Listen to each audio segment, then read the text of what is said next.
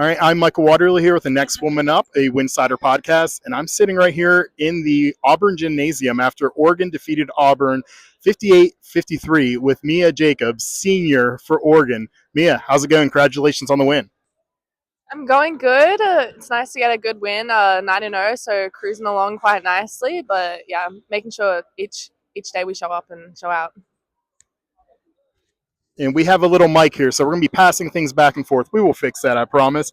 But yeah, I want to talk to you a little bit about your decision to kind of come to Oregon after going to LaSalle and then Fresno State, coming over to Oregon. Just wanted to know a little bit about what went into that decision as you reached the end of your college career. Yeah, obviously a senior, so 1 year left. I really wanted to step up my game, get into the Power Four school.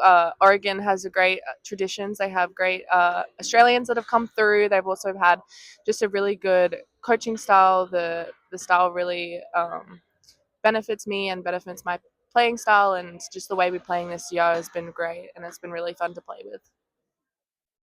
And you mentioned they have a history of having Australian players here. By my count, I believe you're the fifth Australian player to come through Oregon for the women's basketball team.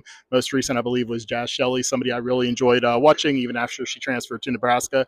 We also know that Jazz ended up getting selected in the third round of the WNBA draft. Is that something that you have aspirations to do too, to play pro, whether it be WNBL, whether it be WNBA? Yeah, I'm kind of seeing how this year goes. Obviously, pro is the plan, and that's where I want to go. But whether it's in America or if it's in Australia, is something that I have to decide at the end of the year and see how my playing style either goes better with the Australian or the American. So, kind of just seeing how that goes and finishing off my college career first. And you talk about your playing style, your game seems very fit, not only for the WNBA, but also for Oregon, for what coach likes to do here, being a player who's able to be a Swiss Army knife, if you will, kind of the switchability that you bring, the ability to kind of space the floor. Was that something that was really attractive to you when you were considering where you wanted to go after Fresno?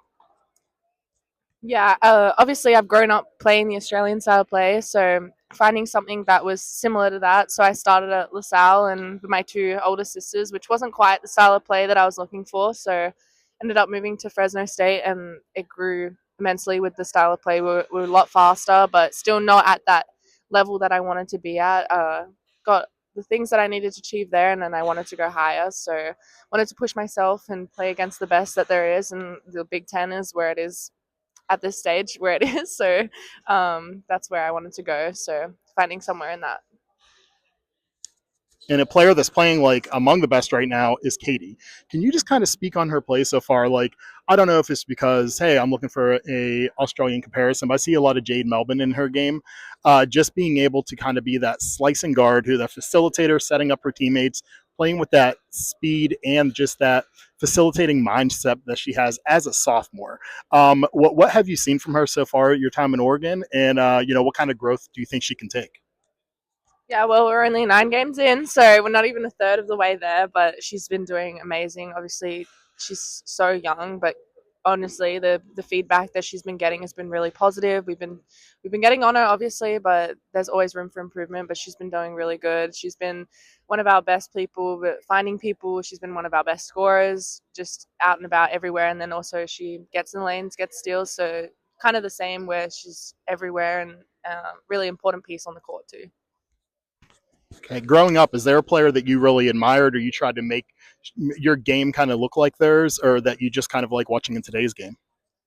I really like Nafisa Collier. There was also another Australian, Darcy Garvin, who has done the opals and stuff like that. But Nafisa Collier, just as a now playing um, as a shorter small forward in the league, just trying to watch her game, trying to learn from that, the strength that she brings, not only for on the court stuff, but off the court with her vocal and communication and things like that with her leadership.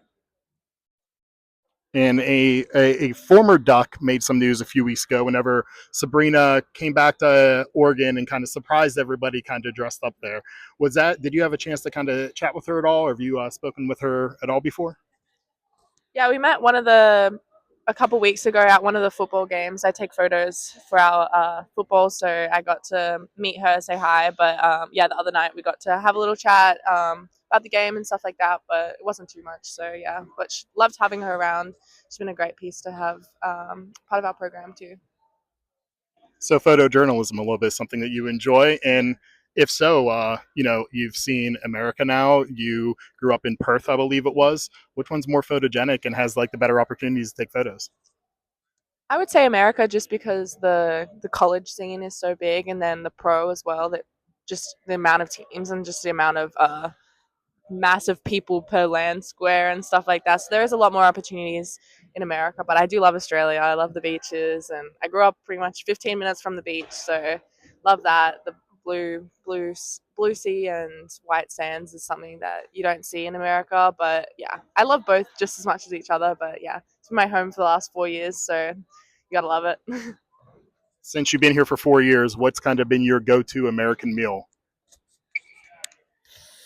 I really like Chick Fil A. That's probably one of my favorites. I also like In and Out, but I would say for home cooked, probably I really like the Thanksgiving dinner that we don't have Thanksgiving in Australia, so kind of seeing how everyone comes together and gives thanks as well. It's been really cool to see. Um, yeah, so that's been really cool too. You're about to say that Thanksgiving dinner. That did somebody on your team kind of bring everybody together for Thanksgiving? Was that kind of a school initiated thing? Yeah, well, the night before we had a team Thanksgiving that the hotel put together. So we were in Texas for that, and then one of our teammates, her dad, uh, brought down a bunch of food. He owns a restaurant, so Janiyah Williams, her family, brought down kindly, and it was amazing. The food was great, and we got a bit of that on Thanksgiving Day, which was really nice. But we kind of got to go off and do our own thing, which was really cool too. And we'll get you out of here with this. You guys are obviously kind of taking longer flights, a lot of traveling and everything. Whenever you're on one of those flights, what's a go-to podcast or playlist that you have? Or are you more of just like, I'm getting my sleep right now while I can? I'm a TV and movie watcher, so I like NCIS and Criminal Minds, and I'll watch that on repeat. But no, I can't sleep on planes, which unfortunately isn't the best. But we get the charter flights, so it's been really good with our legs and stuff like that. So the long flights aren't too bad. All right, that was Mia Jacobs with the Oregon Ducks. Mia, thanks so much for joining us, and we'll be on the lookout for you throughout the season. Thanks for having me.